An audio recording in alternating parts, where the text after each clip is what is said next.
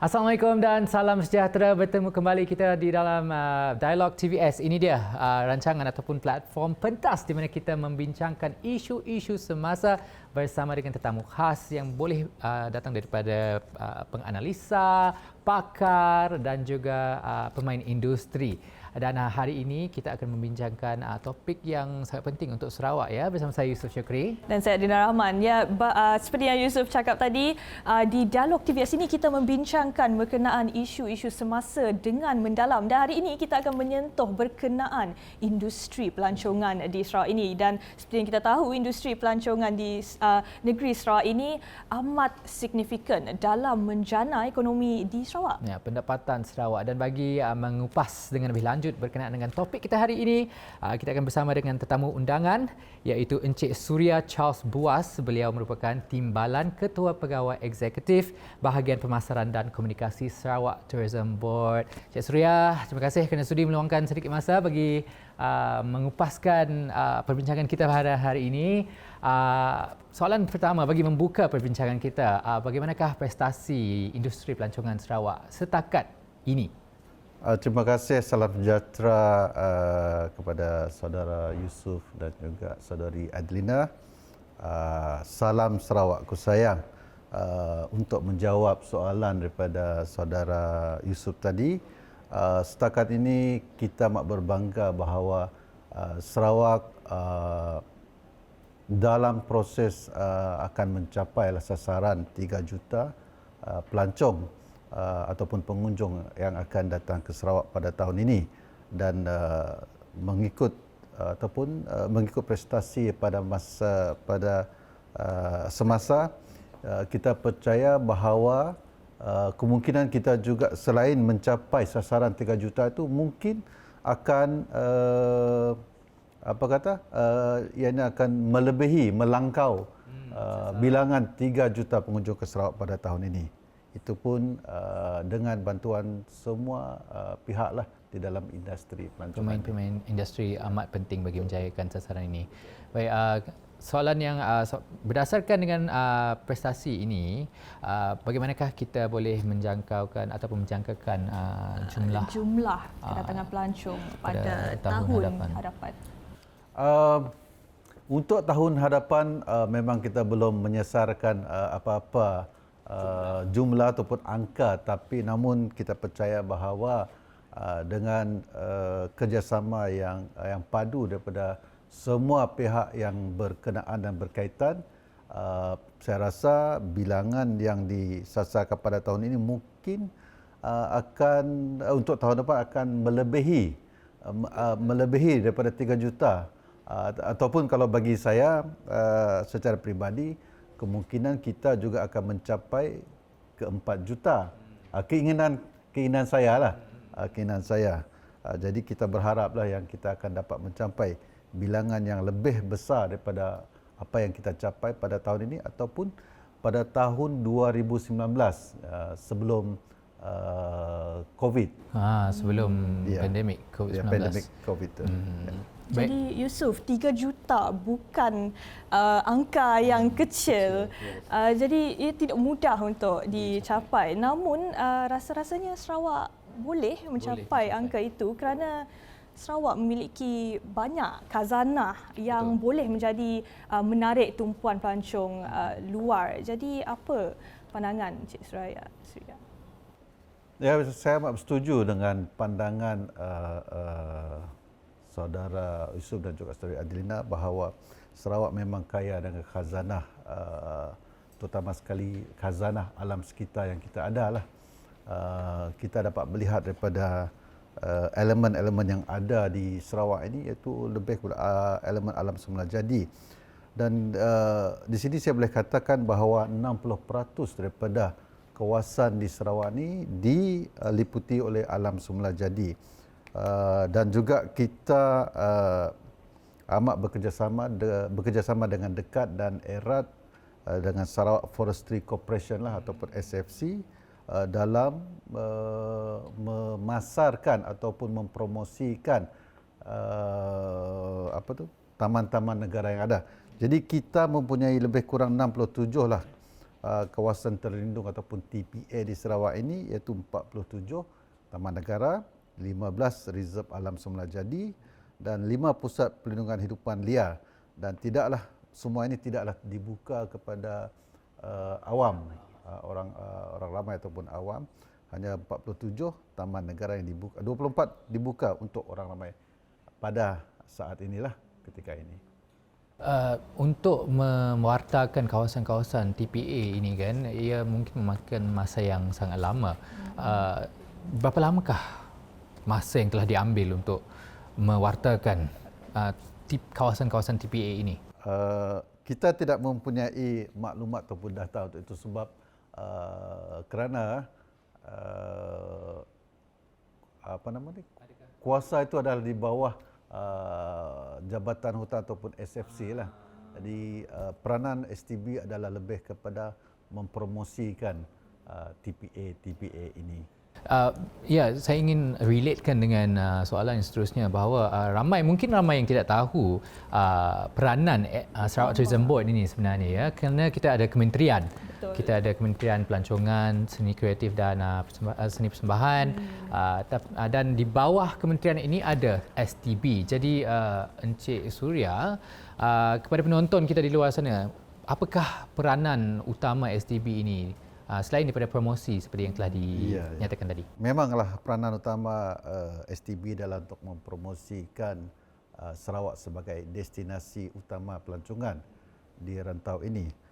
Selain daripada itu, kita juga mempromosikan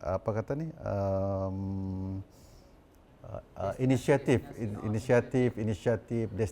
destinasi yang ada di negeri Sarawak ini. Contohnya, kita juga mempromosi tadi yang seperti yang saya sebut awal tadi, iaitu TPA ataupun Taman Negara Alam Semula jadi kita juga mempromosi Sarawak ni sebagai satu destinasi culture ataupun seni dan budaya, sebab kita amat kaya dalam seni dan budaya kita. Selain itu, kita juga mempromosikan Sarawak ni sebagai satu tempat yang amat sesuai untuk kembara, riadah, adventure, a nature adventure. Makanan, sebab kalau kita lihat, kalau kita tahu bahawa Kuching Sarawak ni telah dianugerah sebagai City of Gastronomy, kalau bahasa Inggeris lah, di bawah UNESCO. Dan ini merupakan satu kata orang recognition lah. Pengiktirafan antarabangsa terhadap Sarawak ini. Jadi itu adalah antara apa yang kita promosikan. Dan kalau boleh saya sebutkan apa yang kita lakukan adalah bagaimana kita mempromosikan Sarawak, itu melalui penglibatan kita di dalam trade fair ataupun dalam misi-misi dagangan, sama ada di dalam negara ataupun di luar negara. Jadi untuk tahun ini kita telah menyertai beberapa misi dagangan, contoh di Eropah, di Jepun, dan sekarang ini di China, negeri China, dan saya sendiri baru balik dari India.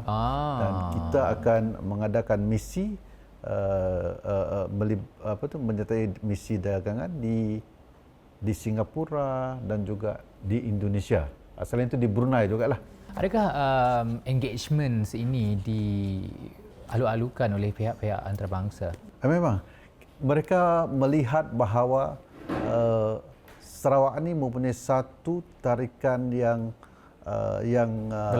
berlainan berbanding apa yang ada mungkin di Kuala Lumpur contoh, ataupun di Singapura. Di sana di mana ianya lebih kepada bandar kan, bandaraya, artificial attraction lah, modern attractions. Tetapi di Sarawak ni kita nature, our tema water park kita adalah nature. Kita ada air terjun kita seperti the Three Sisters. I've been there. Di Longsan, betul? Di Longsan, betul.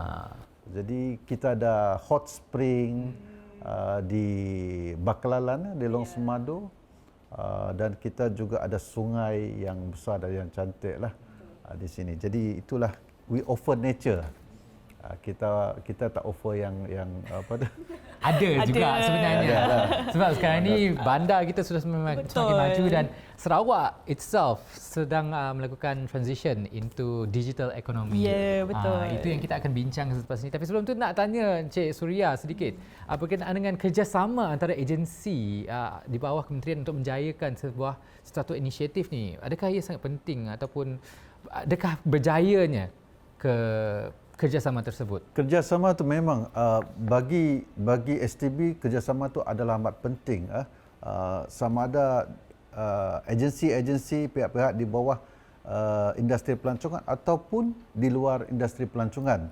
Jadi kita amat mengalu-alukan kerjasama. Contoh tadi itu saya telah menyebut bahawa kita bekerjasama dengan erat dengan Sarawak Forestry Corporation.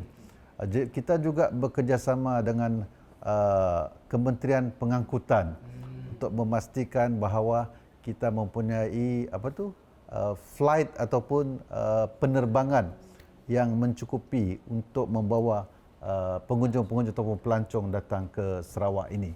Jadi kita melihat bahawa kerjasama itu adalah satu formula untuk membantu dalam meningkatkan prestasi ataupun bilangan pengunjung untuk datang ke negeri Sarawak yang kita cintai ini. Terima kasih Encik Suria atas ulasan tersebut. Kita akan berhenti berehat sebentar. Kembali nanti kita akan membincangkan berkenaan dengan penggunaan teknologi dalam mempromosikan Sarawak sebagai salah satu destinasi pelancongan terutama di dunia. Kembali dalam Dialog TVS sebentar lagi.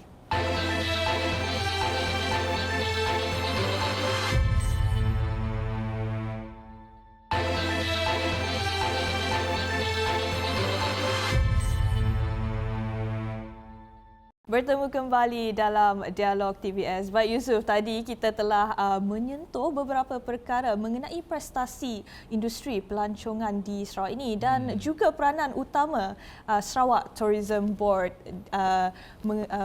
dalam memacukan, ya betul, dan mempromosikan industri pelancongan Sarawak. Bukan saja di Malaysia ataupun di Thailand ataupun di Indonesia, tapi di seluruh dunia. Dan ini adalah salah satu peranan Sarawak Tourism Board. Dan seperti yang telah diperkatakan oleh Encik Suria tadi bahawa Sarawak mempunyai sasaran untuk mencapai 3 juta pelancong. Ini juga telah diperkatakan oleh Menteri Pelancongan, Industri Kreatif dan Seni Persembahan Datuk Seri Abdul Karim Rahman Hamzah sebelum ini dan beliau turut menyatakan setakat bulan Julai ini kita telah menerima kedatangan seramai 2.2 juta pelancong dan beliau juga optimis kita akan dapat mencapai 3 juta pelancong itu. Dan ini mendapat sokongan Cik Suria.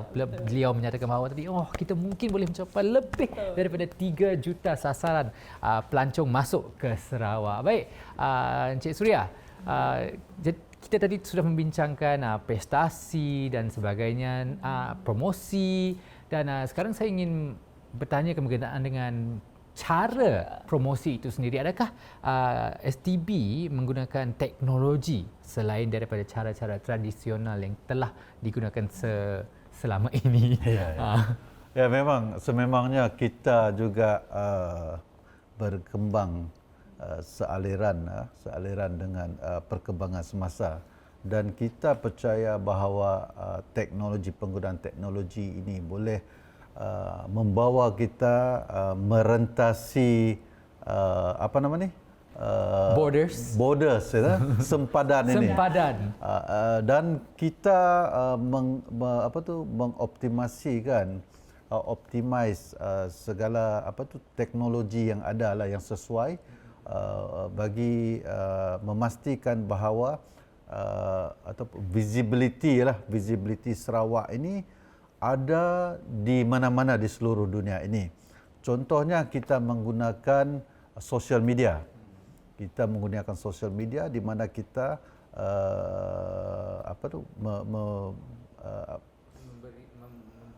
mempromosikan ataupun destinasi kita, event-event kita di dalam sosial media, menaik muatlah, menaik muat semua elemen yang berkaitan itu dalam sosial media, dan memastikan bahawa ianya dapat dilihat ataupun dicapai oleh seluruh dunia ini.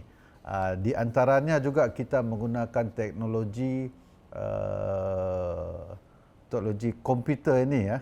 Saya gunakan teknologi komputer lah, digital ini. Okey. Orang muda-muda dia tahulah istilah-istilah tu. Sarawak Travel App ataupun dalam bahasa Malaysia aplikasi pelancongan Sarawak ataupun portal dan aplikasi pelancongan Sarawak ini kita telah lancarkan pada Disember 2022 dan ini dilengkapi dengan teknologi termaju seperti realiti maya atau virtual reality dan juga reality tertambah augmented reality, di mana pengguna-pengguna yang menggunakan memuat naikkan yang download aplikasi ini akan dapat melihat melawat tempat-tempat yang menarik di Sarawak ini. Secara virtual terlebih secara dahulu. Virtual. Dan melalui pandangan 360 darjah ni. Guna VR. Ya, dan aplikasi ini boleh dimuat turunlah daripada Google Play Store ataupun Apple Store. Jadi kita taklah terkebelakang. Sebenarnya kita juga maju di hadapan menggunakan apa-apa teknologi yang sesuai bagi to create awareness untuk Sarawak, untuk negeri Sarawak kita. Menerusi aplikasi macam ni mereka boleh menerokai tempat-tempat tapi tidak boleh merasai. Betul.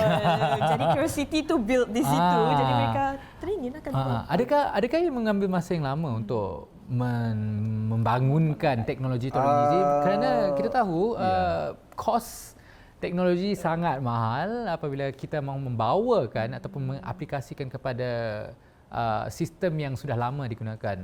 Bagaimana? Memang daripada segi kos tu memang dia agak tinggi, tetapi kita percaya bahawa kita tidak melihat kepada kos, tetapi kita melihat kepada kegunaan ataupun value tu kepada kita. Jadi kita melihat bahawa ini merupakan satu investment untuk negeri Sarawak ataupun untuk industri pelancongan kita agar dapat dapat create visibility kita lah. Saya suka menggunakan ayat visibility ini ataupun penampakan kita lah. Kalau saya boleh gunakan penampakan kita di mana-mana saja, mereka boleh nampak Sarawak. Ya. Adakah peralihan daripada method traditional, I wouldn't say traditional but conventional method kepada yang lebih digital memakan ataupun mempunyai cabaran sedikit kepada ahli-ahli ataupun pekerja-pekerja STB? Termasuk Encik Suria sendiri. Bagi saya, kita harus menerima changes, perubahan ini. Jadi untuk memastikan bahawa pegawai-pegawai ataupun staf STB dapat grasp dapat execute menggunakan pakai aplikasi itu ataupun teknologi itu. Kita memastikan bahawa mereka menerima latihan yang sesuai, yang berkaitan. Jadi kalau kita mempunyai sesuatu instrumen tetapi yang bagus, di mana mahal pun baik dia, kalau kita tak mempunyai skill, kemahiran untuk menggunakannya, ianya tidak akan Membawakan apa-apa faedah. Jadi sia-sia. I think kamu that is the right word lah. That is the right word. Okay. Okay. Silakan Azlina. Ya, media sosial kita tadi ada dinyatakan oleh Encik Suria berkenaan dengan media sosial mempromosikan tempat-tempat menarik di Sarawak ini. Jadi sudah tentu ada kewujudan orang yang mempromosi dia seperti content creator. Ya. Adakah pernah menggunakan influencer? Ya, betul. Secara lokal, secara tempatan ataupun yang antarabangsa untuk mempromosikan Sarawak. Ya, kita tidak ketinggalan di dalam approach itulah metode promosi kaedah itu ini. Sebab kita melihat bahawa ianya berjaya digunakan oleh pihak lain. Jadi kita juga ada menggunakan influencer sini untuk membantu kita dalam untuk mencapai lebih ramai lagi awam, public ataupun followers kepada influencer ini melihat apa yang kita tawarkan di Sarawak ini. Jadi kita juga menggunakan local influencer. Kita juga banyak menggunakan influencer daripada negara lain antarabangsa, contohnya daripada Korea. Kita pun kurang lupa lah nama dia tu. Nama influencer tersebut. Tidak. Tak apa. Okay. Kalau ingat boleh cakap. Kalau ingat boleh diperkatakan. Kita juga ada menggunakan influencer dari Singapura, influencer daripada Indonesia, influencer dari Brunei. Ada daripada Amerika Syarikat? Amerika Syarikat belum lagi. Belum lagi. Ya. Tapi engagement session sudah ada dilakukan bersama dengan pihak Amerika Syarikat. Kita sebab kita sangat selektif di dalam market kita ini. Bagi kita Amerika bukan merupakan di antara fokus market kita. Untuk masa inilah. Untuk masa ini. Jadi tumpuan kita adalah selected market lah. Supaya kita dapat memastikan kita akan optimize lah kita punya kita punya marketing approaches dan reach kepada mereka tu. Boleh kongsikan sedikit apa target market tu? Okey. Market ataupun pasaran tumpuan kita pada masa ini adalah satu semestinya lah kita yang regional di kawasan kita, iaitu di rantau ini Southeast Asia, Asia Tenggara, contoh Singapura, Brunei, Indonesia yang merupakan pengunjung utama lah di negeri kita. Malaysia, Semenanjung Malaysia dan juga Sabah, Southeast Asia tadi telah saya sebut, Asia Utara, China, contoh China, Jepun, Korea dan Taiwan. Itu adalah antara fokus market kita. Eropah semestinya dan juga Oceania ni Australia dan juga New Zealand. Ini adalah antara segmen market. Fokus. Ya, STB. yang sedia ada, tetapi kita telah mengenal pasti ataupun sekarang ni kita dah ada dua market baru, iaitu pasaran baru, iaitu India dan juga Timur Tengah. Timur Tengah kita sedikit satu soalan sebelum kita berehat. Berbalik kepada influencer tadi, adakah mereka berjaya merancangkan industri pelancongan Sarawak ini apabila STB melakukan engagement bersama dengan mereka? Memanglah bagi kita berdasarkan analisa kita, penggunaan ataupun menggunakan kaedah influencer ni amat membantu kita. Sebab satunya contoh di negeri China, kita hanya menggunakan satu influencer di Semenanjung Malaysia yang agak terkenal, itu Abang Eddie. So Abang Eddie ni dia mempunyai pengikut ataupun followers lebih kurang dalam mungkin berjuta lah. Jadi mereka ni banyak membantu dalam dari segi drive the numbers dan the awareness itu. kepada Sarawak. Dan kita akan terus menggunakan mereka ni. Of course kita akan feed, mempelbagaikan, kita akan feed mereka dengan apakah kempen-kempen dan maklumat-maklumat yang bersesuaian. Ya. Kalau tak bersesuaian, dia gunakan maklumat dia sendiri nanti. Ya. Tengok internet, Google betul. Semua, ambil aku ambil ni, aku buat video. Baik, kita akan berehat seketika. Kembali nanti kita akan membincangkan berkenaan dengan penggunaan bukan penggunaan teknologi, event-event, acara-acara yang selalu diadakan yang mungkin akan diadakan lagi di Sarawak ini. Selepas ini di Dialog TVS.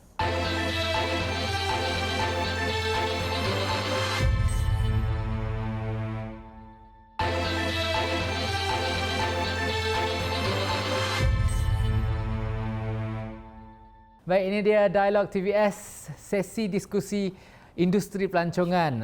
Hari ini adalah kita telah kupas macam-macam berkenaan dengan industri pelancongan Sarawak dan sukacita ingin saya nyatakan di sini bahawa sedikit data berkenaan dengan kedatangan pelancong ke Sarawak. Pada tahun 2021, Sarawak menerima 235,000 pelancong dan saya rasa angka ini kecil sebenarnya jika dibandingkan dengan sebelum tahun 2021 kerana berikutan pandemik COVID-19. Tapi pada tahun lepas, tahun 2022, pelancong datang ke Sarawak meningkat daripada 235,000 kepada 2.02 juta orang. Begitu itu dia prestasi tahun lepas dan insya-Allah kita harap tahun ini industri kita akan lebih berkembang dan sedikit perkongsian juga dalam 2.02 juta tersebut. Sebanyak 789,000 merupakan pelancong antarabangsa dan 1.23 juta merupakan pelancong dari dalam Malaysia. Dan saya rasa pemulihan sektor industri ini ada kaitan dengan acara-acara yang diadakan di Sarawak, betul? Betul. Dan saya ingin bertanyakan kepada Encik Suria berkenaan dengan Rainforest World Music Festival, salah satu acara yang staple bagi Sarawak. Apakah kelainan yang telah dibawakan acara ini pada tahun ini? Ya, Saudara Yusuf dan juga Saudari Adelina, seperti umum maklumkan, Rainforest World Music Festival ni pada tahun ini adalah untuk edisi yang ke-26 tahun. Dan kalau kita melihat tahun ke-26, ianya sangat matang dah. Dan juga Rainforest World Music Festival ni adalah di antara satu music festival yang amat international lah daripada segi ranking. World recognized international music festival ini. Dan pada tahun ini ianya telah dilangsungkan pada 23 hingga 25 Jun 2023 di tempat yang sama, iaitu di Kampung Budaya Sarawak. Dan pada tahun ini kedatangan pengunjung amatlah memberansangkan, di mana kita telah melihat seramai 19,180 kehadiran penonton yang telah dicatat sepanjang 3 hari acara ini. Dan pada tahun ini kita juga telah mengetengahkan suatu kelainan atau pembaharuan lah kepada festival ini, di mana kita telah mengetengahkan seramai 199 artis atau pemuzik daripada 12 negara, dan di mana pada tahun ini kita telah mendapat penyertaan daripada pemenang anugerah Grammy, iaitu Gypsy Kings. Yes. Dan juga kumpulan irama reggae yang terkenal antarabangsa, Big Mountain, yang popular dengan lagu Baby I Love You. Macam itulah nama dia lagu tu. Serta persembahan juga daripada anak tempatan Sarawak yang terkenal di pesada antarabangsa, iaitu ZRV, dan juga ramailah performance pemuzik antarabangsa dan juga tempatan Malaysia serta Sarawak. Jadi pada tahun ini kita mempunyai satu kelainan, iaitu kita amat banggalah kita dapat yang sehingga yang level Grammy Awards itulah. Betul. Dan saya sendiri saya sebenarnya ada attend 3 hari Rainforest Music Festival tu. Tiga hari. Tiga hari. Amazing. Saya juga saya sempat meluangkan masa walaupun bekerja. Sekarang TVS ada booth dia sendiri pada acara tersebut dan saya sempat menonton beberapa persembahan yang dilakukan. Ada satu persembahan ini, artis ini merupakan salah seorang pemenang British Got Talent, if I'm not mistaken. Yes, betul. Beliau dapat membuat bermacam-macam bunyi. Betul. Bunyi burungnya ada, bunyi alam semula jadi. Bunyi alam semula jadinya ada. Jadi kepada sesiapa yang ingin datang untuk pergi ke Rainforest World Music Festival next year, make sure you mark your calendars early on. Dan kalau anda nak tahu, Yusof, bukan itu saja yang menarik di sana. Rata-rata orang yang saya bercakap di Rainforest Music Festival tu menyatakan konsep Rainforest World Music Festival kali ini adalah sangat unik kerana ia menyentuh berkenaan dengan konsep sustainability, kelestarian. Jadi bolehkah Rungkai kongsikan sedikit, huraikan sedikit mengenai konsep itu. Ya, memang kita sudah mulai melihat bahawa kelestarian di dalam pelancongan ini adalah amat penting. Di mana-mana kita pergi di seluruh dunia, kita akan melihat satu konsep yang baru ataupun brand yang baru, iaitu sustainable tourism, responsible tourism. Dan kita telah mengenal ataupun kita telah introduce responsible tourism ini di application dia di dalam Pesta Rainforest World Music Festival kita semenjak beberapa tahun lagi. Dan kita melihat bahawa ini adalah satu cara di mana kita dapat mempengaruhi ataupun menggalakkan awam untuk mempraktik ataupun mengamalkan cara-cara pelancongan yang bertanggungjawab. Jadi di Rainforest pada kali ini, festival kita menggalakkan pengunjung untuk tidak menggunakan plastik, membawa tabung air sendiri dan mengurangkan wastage. Wastage tu kita akan buat recycle dia. Jadi kita pastikan amalan-amalan itu diterap dan diamalkan oleh umum yang datang ke Rainforest World Music Festival itu.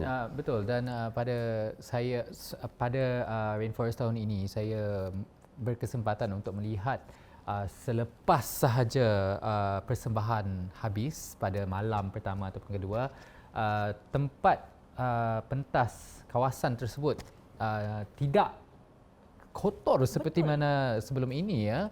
Dan saya rasa inisiatif ini telah berjaya mencapai objektifnya.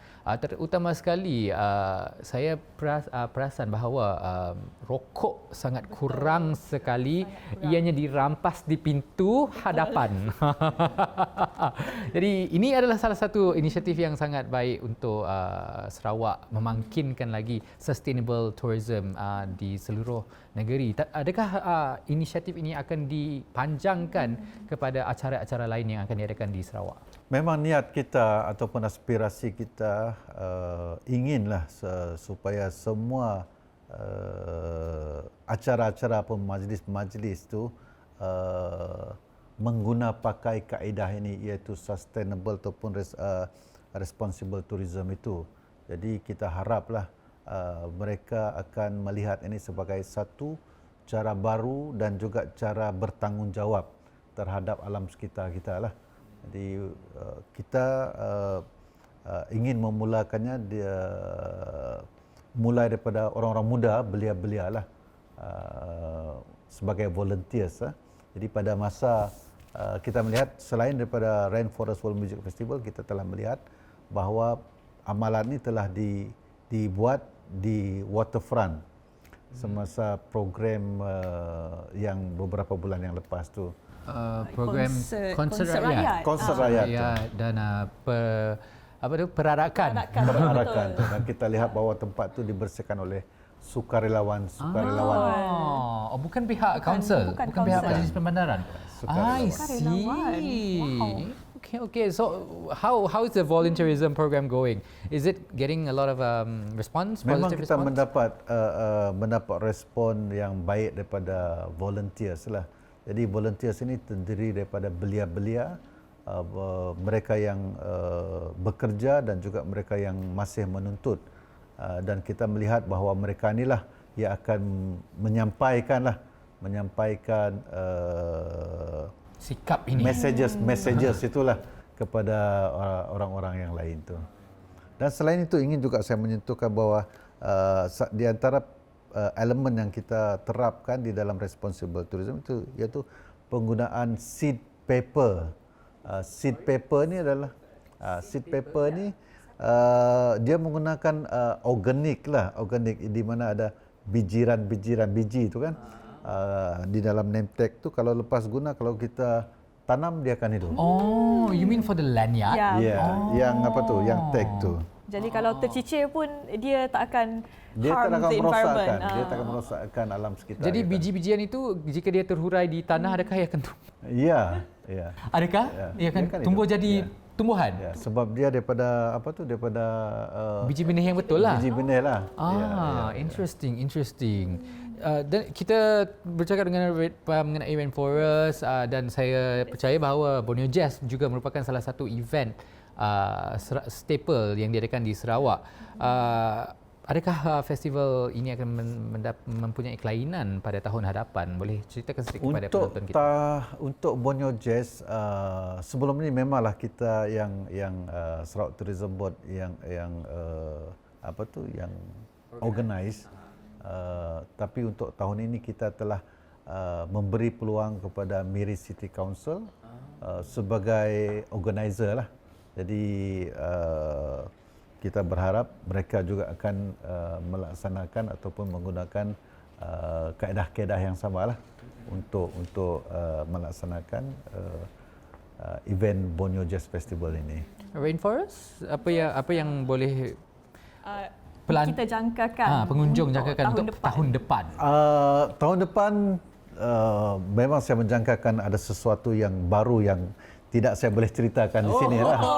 Kena datang sendiri. Sedikit teaser mungkin.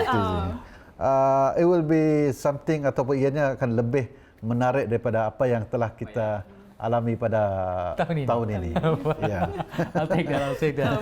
Baik, kita akan teruskan lagi perbincangan kita di Dialog TVS berkenaan dengan industri pelancongan bersama dengan Encik Suria. Kita akan berehat sebentar. Kembali nanti kita akan berdiskusi berkenaan dengan direct flights. Betul. Mungkin daripada Sarawak ke negara-negara lain. Hanya di Dialog TVS.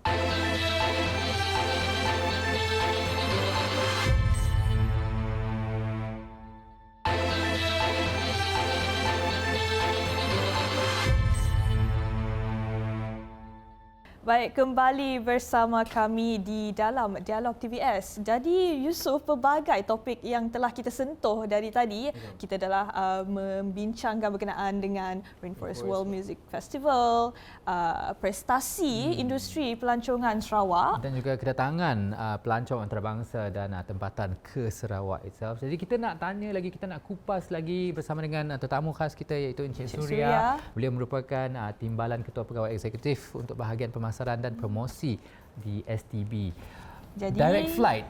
Topik ini sebenarnya sangat dinanti-nantikan. Betul. Ia ini boleh menggamit pelancong luar untuk datang ke Sarawak selain memenuhi harapan orang Sarawak untuk terbang terus ke destinasi pilihan mereka. Jadi Encik Suria, kita sudah ada penerbangan terus Kuching Jakarta. Adakah kita akan mempunyai lebih banyak lagi direct flight daripada Kuching ataupun daripada mana-mana bahagian di Sarawak? Memang kita tidak sangkal bahawa penerbangan terus ini adalah sangat penting lah bagi menghubungkan Sarawak kepada negara-negara luar ataupun destinasi luar. Tadi mungkin Saudara Yusuf dan juga Adlina menyatakan bahawa keinginan kegairahan untuk terbang daripada Sarawak ke tempat lain, tetapi bagi kita di industri ini kita ingin melihat orang daripada luar datang lebih ramai ke Sarawak dengan penerbangan terus ini. Jadi connectivity walaupun istilah dalam bahasa Inggeris, connectivity itu amat penting bagi merancangkan industri pelancongan kita di Sarawak ini. Jadi masa ini kita telah ada beberapa penerbangan terus, iaitu daripada Singapura dan Brunei, dan yang terkini kita mempunyai satu lagi penerbangan terus daripada Jakarta ke Bandaraya Kuching kita. Sebelum ini kita sudah ada sebenarnya kan? Dulu dah lama dulu pernah ada, tetapi ianya dihentikan, kemudian dikembalikan, diwujudkan semula. Jadi ini amat penting, amat timely lah, amat sesuai pada masanya, sebab kita di Sarawak ataupun di STB ini tengah rancak untuk mempromosikan medical tourism di Sarawak ini. Jadi medical tourism ini merupakan satu sebab kenapa ramai pengunjung-pengunjung daripada negara jiran kita Indonesia yang datang ke Sarawak ini. Mereka melihat bahawa kemudahan yang ada di medical center kita ni, medical center kita ni, dan juga kepakaran-kepakaran yang ada di tempat kita ni. Jadi kita selain memupukkan hubungan di antara dua negara tu, dua lokasi itu, ianya juga dapat merancangkan lagi pergerakan pengunjung-pengunjung ataupun pelancong-pelancong di antara dua negara itu. Ya, jadi kita juga berharaplah pada masa akan datang akan lebih banyak lagi penerbangan-penerbangan terus daripada negara lain ke Sarawak. Adakah pihak STB terlibat secara langsung dalam menubuhkan direct flights ini? Mewujudkan direct flight ini. Kita bekerja sama rapat dengan Kementerian Pengangkutan Sarawak untuk untuk mengenal pasti destinasi-destinasi ataupun di mana kita dapat mewujudkan direct flights itulah ataupun penerbangan terus itu. Dan apa yang kita buat adalah bagi STB adalah kita berusaha untuk mempromosi, itulah inisiatif-inisiatif kita, memarketkan, memasarkan tarikan-tarikan yang ada di Sarawak ini. Selain daripada medical itu, mungkin saya ingin tambahkan bahawa kita juga melihat kepada pendidikan. Pendidikan Dari segi edutourism, tertiary education, peringkat lebih tinggi lah bagi kita. Dan medical tourism, edutourism, leisure, sports tourism, semua itu. Jadi itu adalah antara perancangan kita dan inisiatif yang kita laksanakan. Dalam penubuhan direct flight tadi kan, pihak STB memainkan peranan dalam memilih destinasi ataupun bagaimana? Adakah pihak STB propose kita melihat kepada kita melihat kepada kesesuaiannya. Kalau kita melihat di mana bilangannya adalah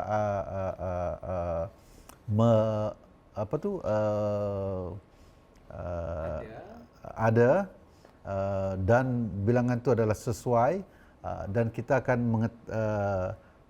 share dengan Kementerian Pengangkutan, rakan kita di Kementerian Pengangkutan, dan kita melihat apakah sama adakah in terms of dia punya feasibility dia. Kita akan mengadakan feasibility study untuk sama ada untuk mencadang agak yang penerbangan terus tu boleh diwujudkan. So ini melibatkan pihak penerbangan yang bukan dalam mereka adalah bisnes lah. Jadi we have to talk antara a few parties tu. Ini kembali lagi dengan dalam topik kerjasama antara agensi dan juga kementerian ya. Baik, Cik Suria, kita sudah bincangkan banyak topik-topik berkenaan dengan industri pelancongan ini. Jadi pencapaian STB sendiri pada tahun ini, boleh Cik Suria huraikan dari segi antarabangsa dan mungkin juga tempatan berkenaan dengan pencapaian STB untuk industri pelancongan pada tahun ini? I think kalau saya boleh katakan international recognition ni amat penting lah. Amat penting supaya kita dapat berdiri sama tinggi kan. Dan duduk sama rendah dengan pemain-pemain di peringkat antarabangsa ni. Jadi saya boleh katakan dengan bangga dan mengatakan bahawa untuk tahun 2023 ini Sarawak telah dianugerahkan keahlian ahli gabungan kepada UNWTO ataupun United Nations World Tourism Organization.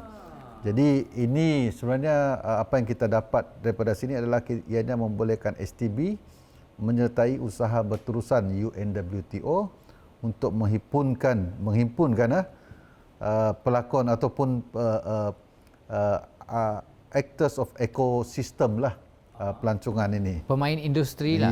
Ya, betul. Saya ingat pelakon betul. Pelakon. Artis termasuk juga. Bukanlah. Ini pemain industri lah. Pemain industri lah. Alright. Dan selain itu juga pada tahun 2023 di Rainforest World Music Festival, STB berjaya mencatat kemasukan baru untuk the Malaysian Book of Records di bawah most percussionist in a music festival yang telah melibatkan seramai 2,763 orang peserta pemain percussionist atau yang di apa tu, yang dipukul-pukul tu lah, yang membunyi-bunyikan lah. Dan satu lagi pencapaian yang telah kita dapati pada tahun 2023 ialah kita telah menerima dianugerahkan jenama terbaik brand laureate tahun 2022 iaitu untuk anugerah kebanggaan negara. Jadi itu adalah di antara pencapaian kita lah dalam kecemerlangan promosi pelancongan. Baik, kita sudah bertanyakan banyak soalan. Jadi of course kita nak tahu perancangan STB pada masa akan datang. Silakan. Lina, utarakan soalan kepada tetamu kita. Jadi pencapaian itu tadi melambangkan perkembangan industri pelancongan di Sarawak ini. Jadi boleh Encik Suria kongsikan sikit apa antara faktor perkembangan industri pelancongan di Sarawak ini? Seperti mana yang saya telah sebut pada awal tadi itu, awal rancangan kita, bahawa untuk menaikkan ataupun untuk menggerakkan industri pelancongan Sarawak ini, ianya bukan jatuh pada bahu Sarawak Tourism Board sahaja, tetapi ianya memerlukan kerjasama, sokongan, dorongan daripada pelbagai pihak, dan pihak-pihak ini bukan sahaja di bawah industri pelancongan tetapi bahkan melibatkan pihak-pihak di luar industri pelancongan seperti mana Kementerian Pengangkutan tadi itu. Jadi untuk tahun depan kita akan terus menggerakkan apa yang telah kita rencanakan ataupun kita rancang untuk tahun depan, dan memastikan bahawa segala rancangan-rancangan yang strategik itu akan dilaksanakan sebaik mungkin. Jadi itu dah plan dan execution plan kita untuk tahun-tahun yang akan mendatang ini. Mungkin ada lagi acara yang akan diadakan. Tahun ini kita banyak konsert. Yes, betul. Secara jujurnya tahun ini banyak konsert. Tahun depan mungkin lebih banyak acara-acara yang berunsurkan alam semula jadi mungkin. Kalau kita tengok dalam calendar of events, calendar of events Sarawak yang tu kita boleh Google up di dalam website. Kita mempunyai lebih 100 program-program ataupun acara-acara baik international atau antarabangsa ataupun tempatan, dan ini adalah untuk acara-acara yang dilaksanakan di seluruh negeri Sarawak, sama ada di bandar ataupun di daerah-daerah. Jadi sekiranya kita ingin tahu ataupun ingin mengalami program itu ataupun acara itu, festival itu, sila lawat ke Calendar of Event Betul. Sarawak Di laman rasmi. Ya, STB. STB ataupun di Kementerian Pelancongan. Ya. Baik. Terima kasih Encik Suria kerana sudi meluangkan masa sedikit untuk bersama kami di Dialog TVS. Kerana kita berbincang berkenaan pelancongan, saya ingin utarakan kepada anda bahawa jika anda mempunyai masa, silalah lawati destinasi-destinasi yang menarik di dalam Sarawak. My suggestion would be Three Sisters Waterfall. Do you have a preferred destination? Kalau saya yang prefer hiking ni, saya akan pergi ke Mulu Cave. What about you, Encik Suria? What do you want? Where do you want people to visit? Datanglah ke mana-mana bandar Sarawak ni untuk merasa makanan-makanan yang unik di sini ni. Baik, setakat itu saja episod Dialog TVS untuk kali ini. Terima kasih sekali lagi kepada Encik Suria kerana sudi menjadi tetamu kita hari ini. Dan seperti biasa, Dialog TVS kita adalah platform di mana kita akan membincangkan berbagai-bagai topik. Jumpa di episod yang akan datang. Saya Yusuf Syukri. Dan saya Adila Rahman. Take care dan jumpa lagi. Jumpa lagi.